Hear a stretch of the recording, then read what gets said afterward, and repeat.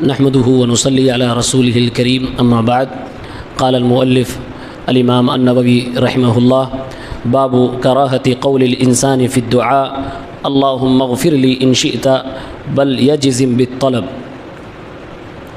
دعا کے آداب میں سے ایک ادب یہ ہے کہ جب کوئی انسان دعا کرے تو دعا میں کبھی یہ نہ کہے کہ اے اللہ اگر تو چاہے تو معاف فرما دے، تو چاہے تو بخش دے، تو چاہے تو اولاد عطا فرما دے، تو چاہے تو شفا عطا فرما دے، تو چاہے تو یہ کر دے۔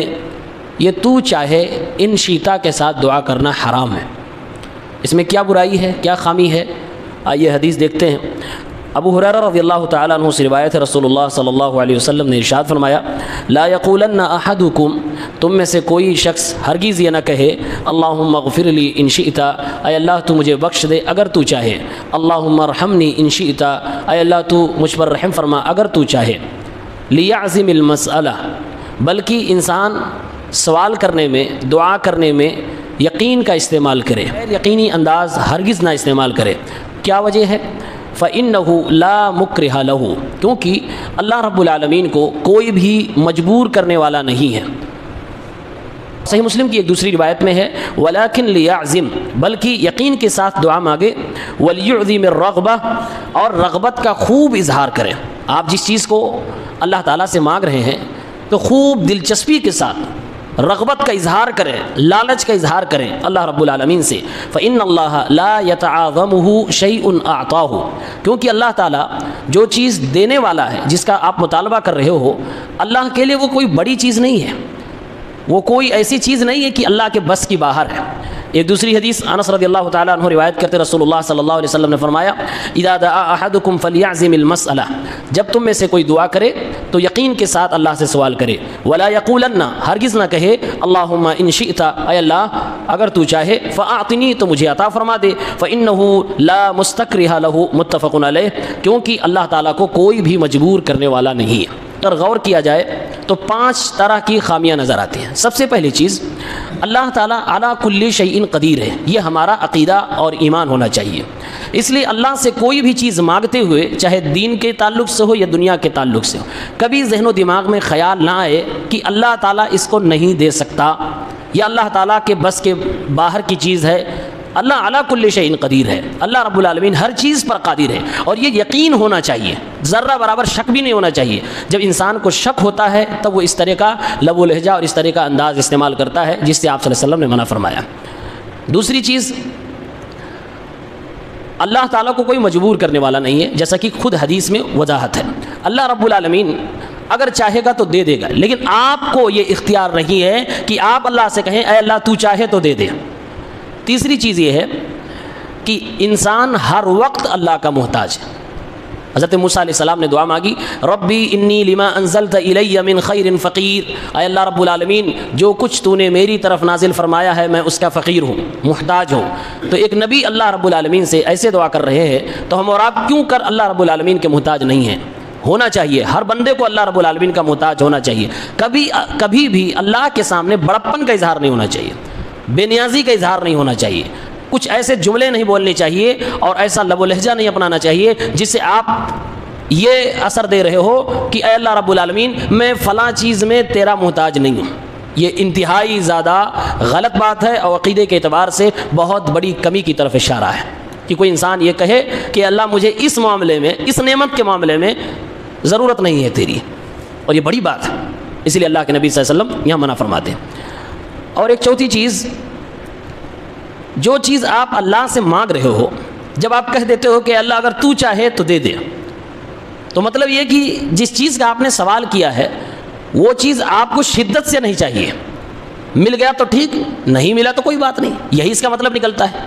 تو اللہ سے آپ مانگ بھی رہے ہو اور اس کے ساتھ ساتھ آپ بے نیازی کا مظاہرہ بھی کر رہے ہو کہ آپ کو وہ چیز نہیں بھی چاہیے، مل گئی تو ٹھیک، نہیں ملی تو کوئی بات نہیں۔ اس کی واضح مثال یہ ہے اپنے زمانے میں جو لوگ کرتے ہیں اولاد کے تعلق سے، جو کہتے ہیں کہ 1 یا 2، اس سے زیادہ نہیں چاہیے۔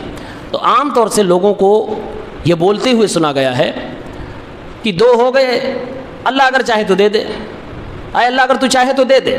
مطلب کیا ہے؟ آدمی بے نیازی کا اظہار کر رہا ہے، نعمت اولاد اب ہمارے لیے اہم نہیں ہے، اگر دے دے تو تیرا شکریہ، اگر نہیں دے گا، اگر تو نہ چاہے دینا تو مجھے کوئی فرق نہیں پڑنے والا۔ یہ اس لب و لہجے کے اندر معنی پیدا ہو رہا ہے اور اللہ تعالیٰ اس سے ناراض ہوتا ہے۔ اسی لیے آپ صلی اللہ علیہ وسلم نے منع فرمایا اور علماء نے اس کو حرام کہا ہے کہ حرام ہے کہ آپ اللہ سے اس انداز میں دعا کرو کہ اللہ اگر تو چاہے تو اولاد دے دے۔ یہ نعرہ ہی غلط ہے کہ ایک کے بعد ابھی نہیں، دو کے بعد کبھی نہیں۔ یہ بے نیازی کا اظہار بندہ کر رہا ہے، اور بے نیازی یہ اللہ کی صفت ہے، ہماری اور آپ کی صفت نہیں ہے۔ اللہ کے سامنے انسان ہمیشہ محتاج ہے اور محتاج بن کے رہنا چاہیے، یہی بندگی ہے اور یہی عبادت ہے۔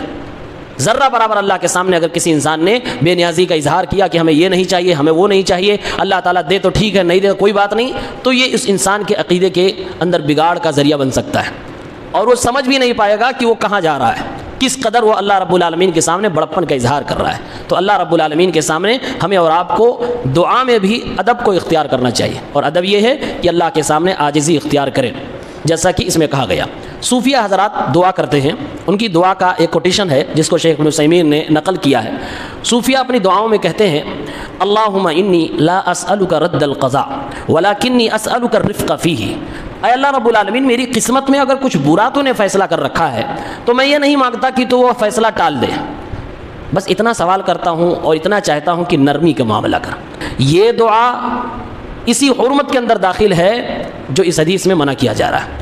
وہ کیا کہہ رہا کہ اے اللہ قسمت میں کچھ برا ہے تو ٹالنے کی دعا تو سے نہیں کر رہا ہوں، نرمی کا معاملہ کر لیں، بلکہ ہمیں تو اللہ کے نبی نے دعائے قنوت میں کیا سکھایا، وقنی شر ما قضیت، اے اللہ اگر میری قسمت میں کچھ برا فیصلہ لکھا جا چکا ہے تو مجھے اس سے بچا لے، اور دعاؤں سے تقدیر بدل جاتی ہے، یہ صحیح طریقہ ہے۔ لہٰذا جو لوگ یہ دعائیں کرتے ہیں بیمار ہونے پر کہ اے اللہ رب العالمین میں تجھ سے یہ نہیں کہتا کہ میری بیماری ختم کر دے، تھوڑا سر کا درد کم کر دے، اے اللہ رب العالمین میں یہ نہیں مانگتا کہ میری بیوی ٹھیک ہو جائے، اے اللہ وہ بیماری مجھے دے دے، اس کو شفا عطا فرما دے، یہ انتہائی غلط طریقے کی دعا ہے، اور آدمی سمجھ بھی نہیں پاتا کہ یہ مانگ کیا رہا ہے، اور اس میں لوگ محبت کا اظہار کرتے ہیں۔ کچھ بیوقوف کہتے ہیں کہ میری عمر میرے باپ کو لگ جائے، ایسا لگتا ہے کہ اپنی عمر کا ٹھیکیدار وہ خود ہے۔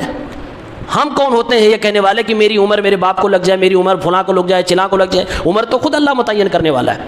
ہمیں اپنی زندگی کے ایک دن کا، ایک لمحے کا، ایک گھنٹے کا پتہ ہی نہیں ہے، ہم اپنی عمر دوسروں کو لگا رہے ہیں۔ تو یہ سب عقیدے کی کمزوری کی دلیلیں ہوا کرتی ہیں۔ دعاؤں میں جس قدر اظہار عاجزی ہو اور جس قدر اللہ کے سامنے انسان اپنے محتاج ہونے کی دلیل پیش کرے گا، اتنا ہی اللہ تعالیٰ اس بندے کی طرف توجہ فرمائے گا اور اس کی دعا قبول ہونے کے اتنے ہی چانسز بڑھ جاتے ہیں۔ بندگی کا یہی اصل مطلب ہے، اللہ یہی چاہتا ہے کہ میرے سامنے جھکو، اور مانگنے کے وقت شک نہیں ہونا چاہیے۔ اس حدیث کا ایک پیغام یہ بھی ہے کہ مانگنے کے وقت میں شک نہیں ہونا چاہیے، کہ جو چیز مانگ رہے ہو پھر دل میں یہ بھی آ رہا پتہ نہیں اللہ دے گا کہ نہیں دے گا، مانگنے میں یقین ہونا چاہیے۔ اس لیے اللہ کے نبی فرما رہے ہیں وَلْيَعْزِمِ الْمَسْأَلَةَ، مسئلہ کا مطلب سوال کرنا، سوال کرنے میں عزم ہونا چاہیے، یقین ہونا چاہیے، اور وہ یقین دل میں بھی ہو، الفاظ میں بھی ہو، زبان میں بھی ہو، تب اللہ رب العالمین دعائیں قبول فرماتا ہے۔ سنت مطہرہ پر چلنے کی اللہ تعالی ہم سب کو توفیق دے، آمین۔